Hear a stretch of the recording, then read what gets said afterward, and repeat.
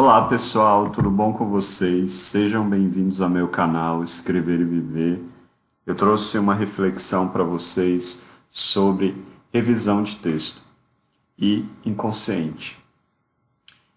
Depois de 10 anos, mais de 10 anos na verdade, como revisor, eu acho que eu posso dizer isso com um pouco mais de maturidade. E hoje, na minha idade também e em relação às minhas vivências. O nome desse canal é Escrever e Viver, inclusive, e isso tem relação com o que eu vou dizer, né, tem a ver com a minha prática, tem a ver com o texto, com a língua, com o que a gente fala, com o que a gente escreve, com a sociedade, com o que a gente pensa, o que está ali oculto no nível do nosso pensamento, o que não está, né, o que é possível perceber, o que não é.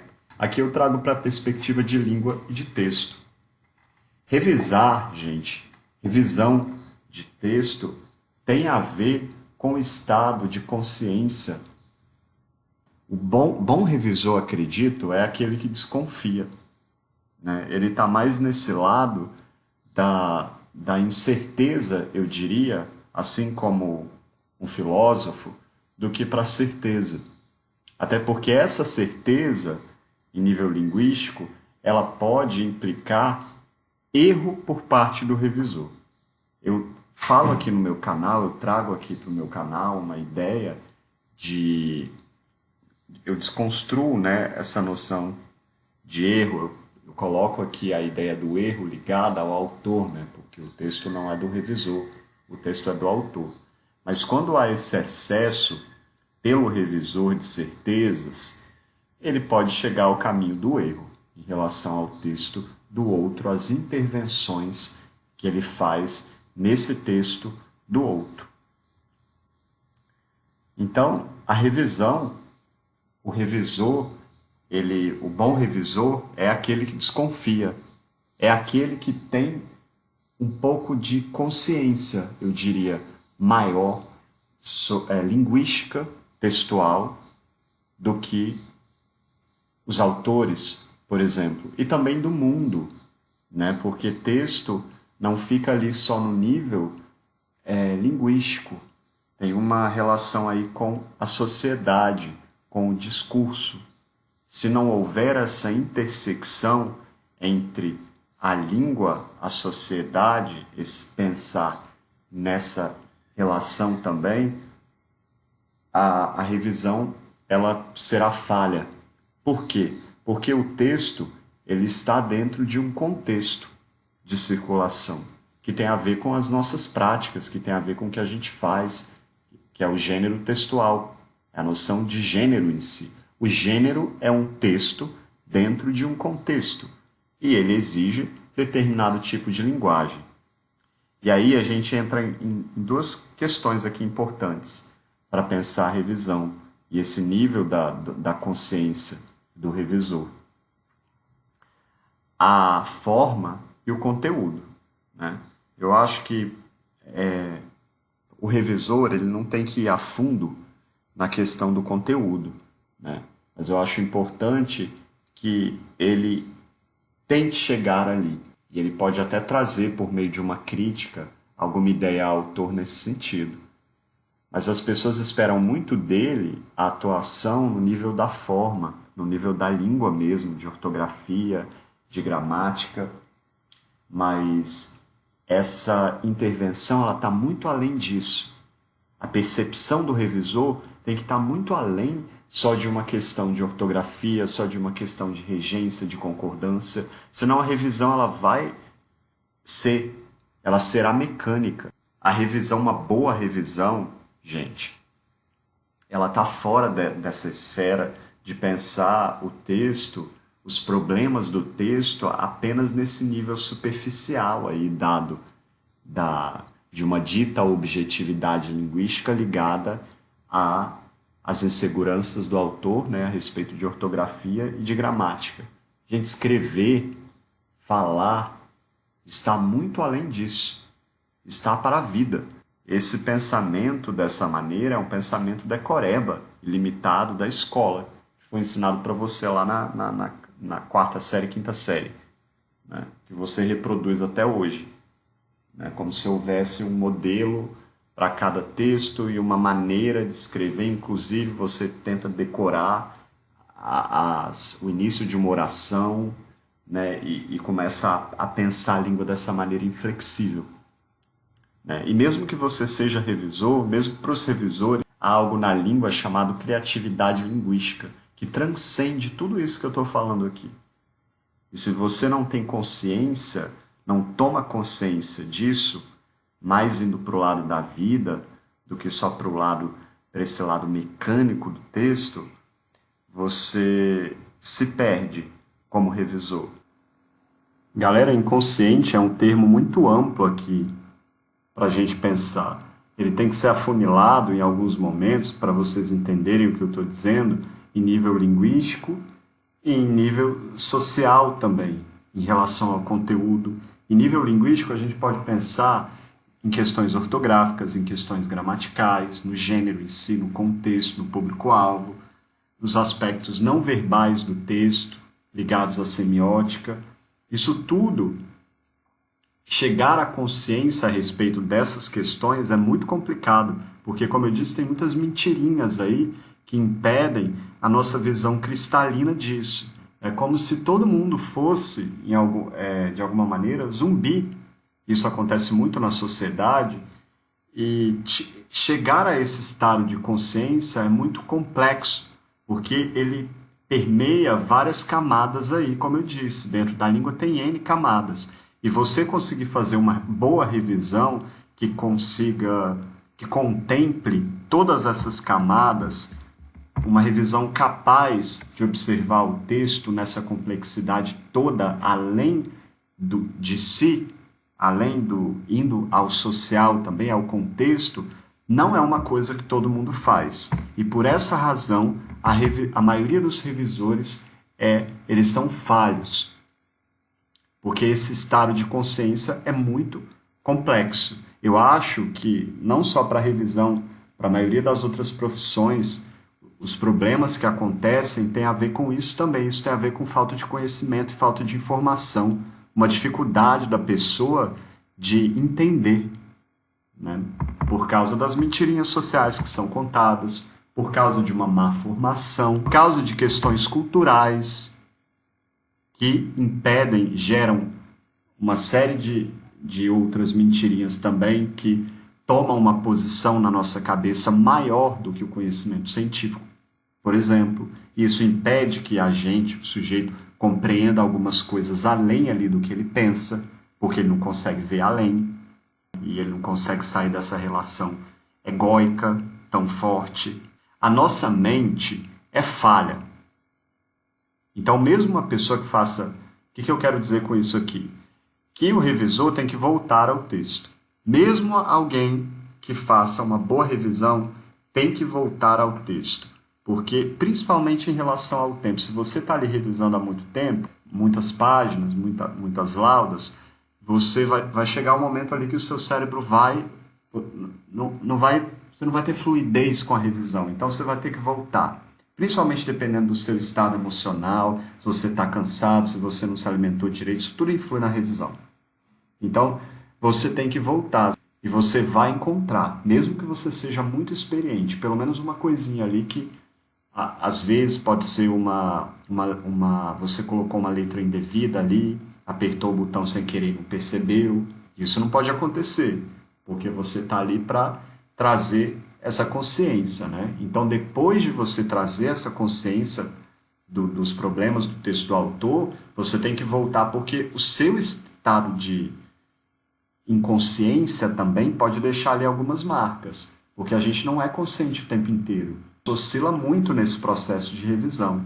E isso mostra o quão falho nós somos como revisores. Isso é claro, gente, que se a gente começar a pensar muito nisso, tem gente que vai falar assim, vai querer banalizar o que eu estou dizendo e vai dizer assim, então não é preciso um revisor. É sim, as contribuições de um revisor são bem-vindas. Se com ele você ainda pode encontrar problema no texto, imagina sem ele o texto é.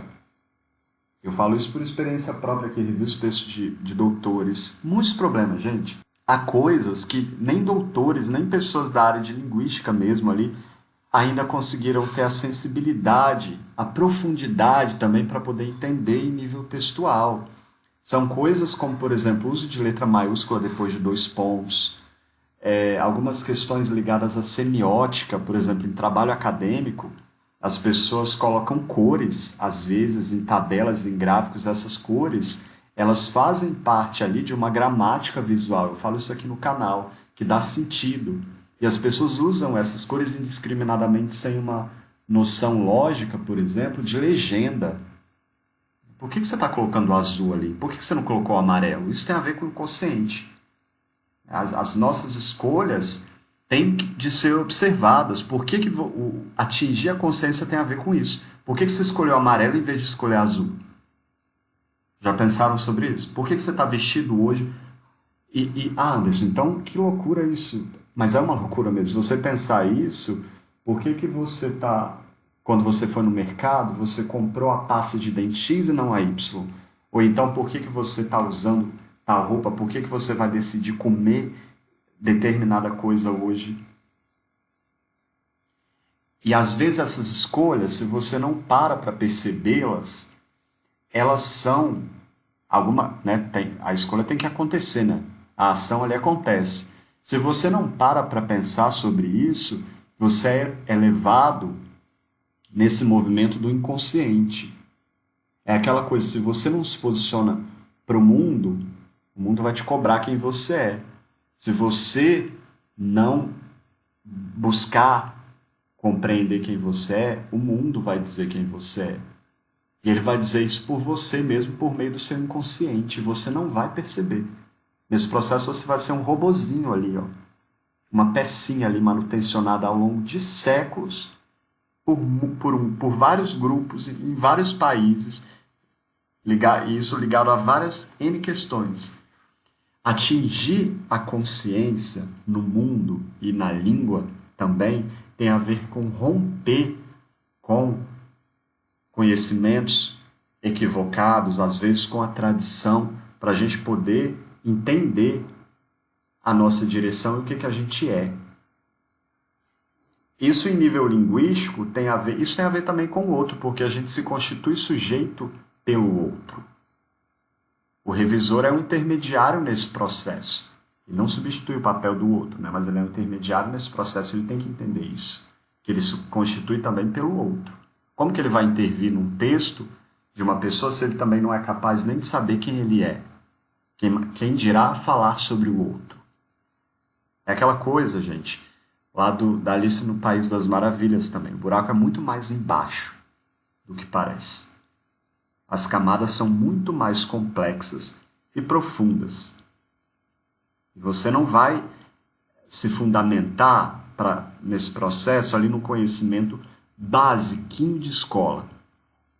Da gramática ali que você aprendeu ali, meia boca, ou do que o professor também falou. Imagina a quantidade de bobagem que é dita sobre a língua ali acumulada, as pessoas falam, sem uma busca de conhecimento linguístico, a pessoa ali vai jogando achismo, né? A maioria das pessoas não tem esse comprometimento com a ciência, com o entender, a busca pela verdade. Elas querem ser dona da verdade, elas querem, né, possuir a verdade, mas elas não estão preparadas para lidar com a verdade, porque elas acham que a verdade está muito focada nelas. Isso é um equívoco. É óbvio que a gente tem que buscar a nossa verdade, mas não é isso que eu quero dizer aqui. Eu quero dizer que, às vezes, tem um conflito muito grande entre opinião e verdade. A verdade está além ali também, está numa tentativa de você sair fora de você. E não de você concentrar tudo em cima de você, senão é tudo muito subjetivo e incerto. E aí você vai ter conflito com outras pessoas, porque outras pessoas não refletem o seu universo. E aí? E aí, como revisor, como é que você vai lidar com isso? Tudo isso é muito complexo, gente. Às vezes a gente precisa, nesse processo da revisão também, usar alguns corretores para diminuir o estado ali também esse estado inconsciente do próprio revisor, que às vezes se manifesta ali na revisão, e isso dá qualidade ao serviço. Se você é um revisor iniciante, você vai ter que voltar no texto muitas vezes. Você vai até ter uma certa paranoia nessa volta, se você realmente for comprometido, para poder garantir qualidade. E se você não fizer isso, gente, o cliente vai reclamar. Entendeu? Porque tem uns revisores aí, não dá para poder viver de mentira não, gente. Ainda mais na área de revisão. No dia a dia, eu vejo aqui um monte de gente que segue o meu canal, aí eu vou lá, um pessoal que me segue, aí eu vou lá ver lá assim, fulano de tal e muda lá no Instagram, revisor de texto. Gente, você não é revisor, eu não sou revisor aqui simplesmente porque eu lancei aqui, né, nessa bobagem de YouTube. Não, tem formação há muitos anos. Trabalho com isso há muito tempo. E eu praticamente dediquei a minha vida a isso, ainda dedico. É muita energia. É coisa que a maioria das pessoas não consegue ter força para aguentar, não. É a mesma força aí do peso da vida, lidar com isso aqui. Né? E você ter consciência disso, você tem que ser uma pessoa muito forte. Você tem que ser uma pessoa forte, preocupada, você tem que ter o seu posicionamento ali nos seus princípios. A maioria das pessoas não liga com nada, estão no oba-oba. Isso não cola com revisão de texto. Tem algumas profissões que você consegue enganar. A revisão, não. Mas é claro que vai ter gente, vai ter autor que vai engolir. Vai ter autor que vai achar que não dá tanta importância para o próprio texto. Né? Então, o nível ali da consciência dele é muito baixo. E aí qualquer revisor que aparece resolve para ele o problema. Ele se acha tão banalizado na vida que qualquer revisão serve. O revisor, espera-se dele que ele, como eu disse, simplesmente corrija, né, os erros ditos erros dos autores. A função dele está muito além disso. O revisor, um bom revisor, ele tem que ter essa percepção do que a maioria das pessoas não conseguem ver. Ele precisa de um estado de consciência sobre o mundo, sobre o texto e sobre a língua. E esse estado, ele pode ser encontrado, essa busca, ela está na linguística, por exemplo, na filosofia, nos estudos de linguística textual. É o mesmo caminho, gente, quando você tenta, na sociedade, se tornar consciente do mundo e se liberar de toda a imbecilização do mundo e da própria interação com o outro. É do se deixar imbecilizar também na artimanha do outro. Tem toda essa relação do revisor. Ele transcende isso que todo mundo reproduz. E é por isso que ele se destaca, por exemplo, como revisor. Porque ele consegue ver além. Não diria que ele está ali na plenitude da consciência textual, linguística. Não, aí esse é o caminho mais equivocado. Né? Ele desconfia, como eu disse. Mas não é aquele desconfiar de não sei de nada, não. Né? Não, ele desconfia a partir do conhecimento que ele construiu ali aplicado à área. Né? Não é um desconhecer qualquer da história, não é um desconhecer de alguém formado em biologia. E nesse momento de revelar porque é como se a gente pode pensar isso da seguinte maneira, um estado de inconsciência dos autores, da maioria das pessoas que escrevem. O revisor, ele, nesse sentido, ele tem conhecimento sobre o outro, sobre ele mesmo, ele tenta ativar esse estado linguístico para trazer a consciência para o outro, do que a própria pessoa escreve ou do que a própria pessoa diz. E esse processo tem a ver com sensibilidade, tem a ver com empatia, tem a ver com ele, por exemplo, saber se colocar no lugar do outro, do escritor aí, entender a escrita dele, a linguagem, o estilo, às vezes, e o gênero ele revisa. Há algumas mentiras linguísticas, eu falo aqui muito no meu canal, gente, desse estado do inconsciente, né, de maneira geral, da necessidade da gente ficar mais consciente para o mundo, desse despertar para a gente tirar as máscaras sociais, que o mundo é uma grande mentira, e a sociedade é um teatro mentiroso. Isso, da mesma maneira que eu falo isso para a sociedade, eu também falo isso aqui para vocês, para a língua. Existem algumas mentirinhas também que estão no nível linguístico. E isso impede, por exemplo, que alguns autores e que as pessoas também, de maneira geral, atinjam esse estado de consciência para redigir bons textos. E para que haja certa fluidez nesses textos. Porque esse que é o grande dilema também do revisor. É lidar com essa falta de fluidez, tanto no nível linguístico, em relação ao gênero, etc., do outro. Que a mesma dificuldade, por exemplo, para uma pessoa em relação à falta de fluidez dela para a vida. O inconsciente, gente, o estado de inconsciente a respeito de alguns aspectos textuais e linguísticos está para a falta de conhecimento, para a falta de acesso de determinados usos, e não só de linguagem formal, por exemplo, porque a língua não é feita só de linguagem formal, mas para outros aspectos, para o entender em si.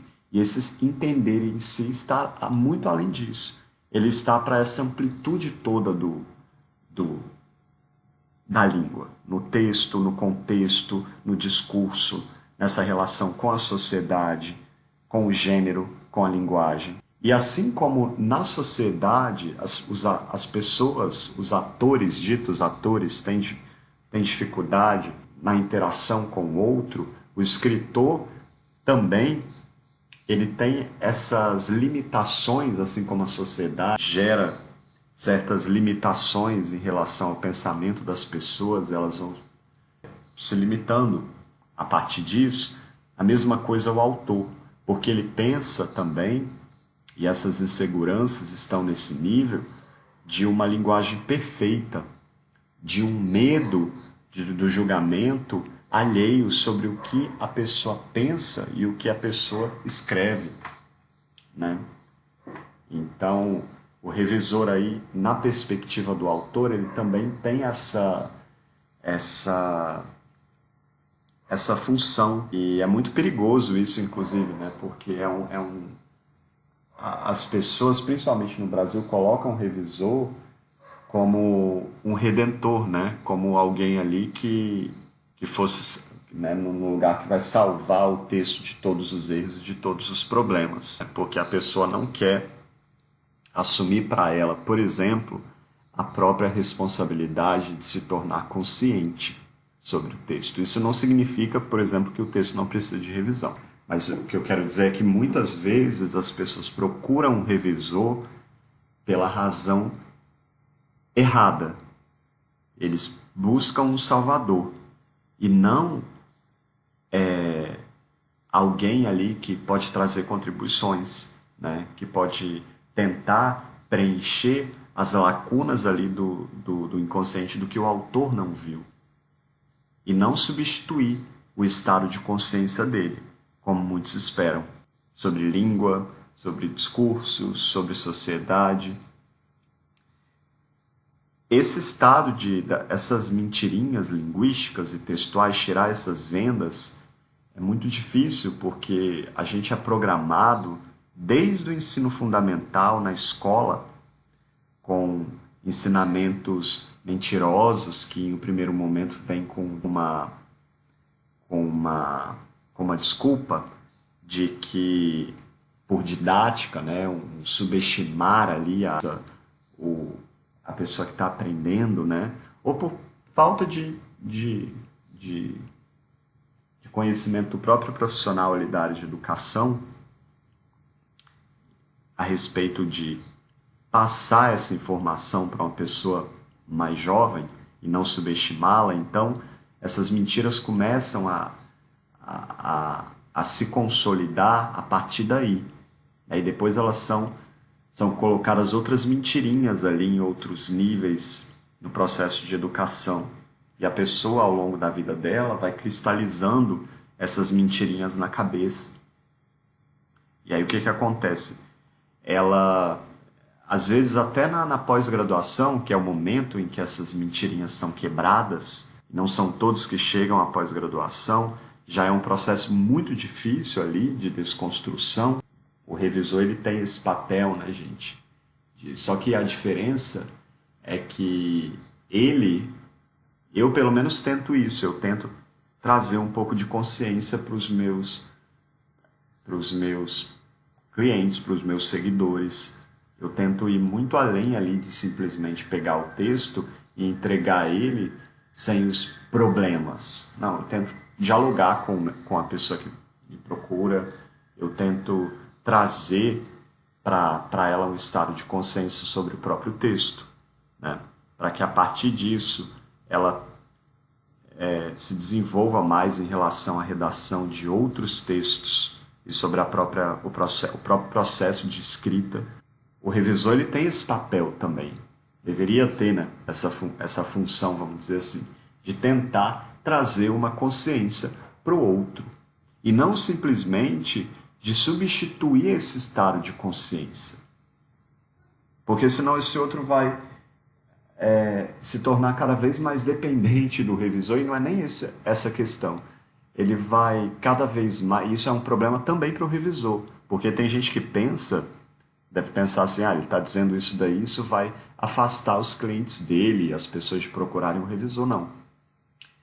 Porque, por outro lado, se isso gera uma necessidade muito grande da busca do revisor para corrigir esses erros e resolver esses problemas, isso, por outro, coloca o revisor nessa posição de um salvador. E aí um salvador está muito além do que ele mesmo pode oferecer, do que ele é capaz de oferecer ali. E aí aí a gente começa a ter muitos problemas nessa interação entre autor e revisor, né? Porque não há um estado de consciência ali fora pelo revisor desse nível decoreba e pelo autor também dessa própria consciência. Se nem muitos revisores têm essa consciência que eu estou dizendo aqui para vocês, imaginem o próprio autor, né? Espero que esse áudio tenha trazido alguma reflexão para vocês. Um abraço a todos e tchau, tchau.